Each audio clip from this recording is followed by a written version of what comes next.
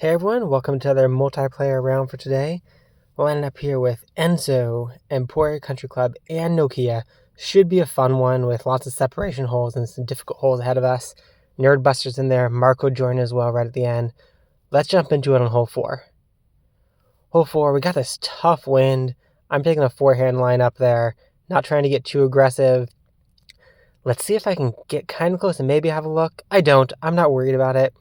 I'm not really expecting anybody to get an eagle here with this wind.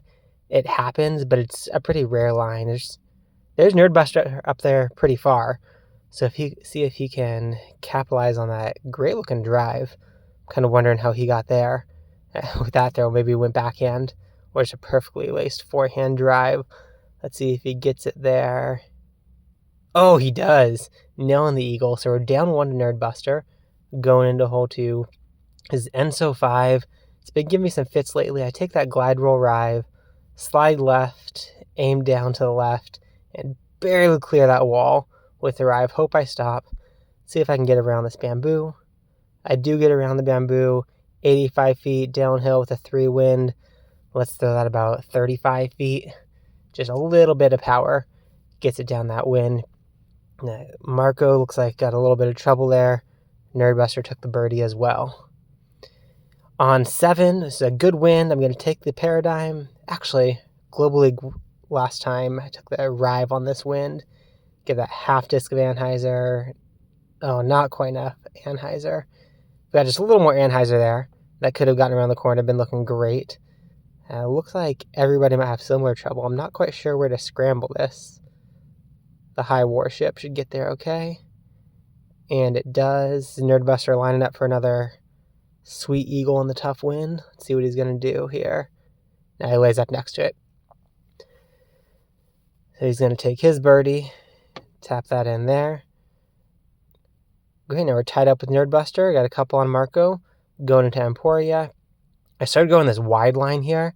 I think it's just way more forgiving to get the angle wrong or the height wrong. You're still going to have a look at the basket. Whereas if you go straight at it, if you get the angle wrong or the height wrong, you're very quickly OB or hitting one of those trees early on. But we get here to tap in for a pretty quick looking birdie. Everybody's going to be getting it here. And going on to hole 5. The next one we have here is Emporia 11.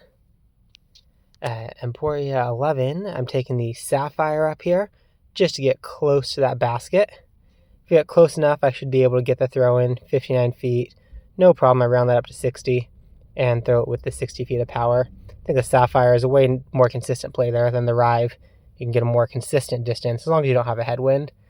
Nerdbuster taking his birdie as well, still tied up. Going to Emporia 14.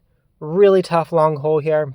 I'm going to get the paradigm down there as far as I can. Ideally, I'm out a good bit further left than this, so I can go down the gap on the left side of the big tree. But I'm going to take some scrambling here. Let's get out this glide water skip rive, get it wide, and get it swinging back in. Come on, clear the fence. Clear the fence. Oh, barely clearing that fence. Still got a little bit of work left here.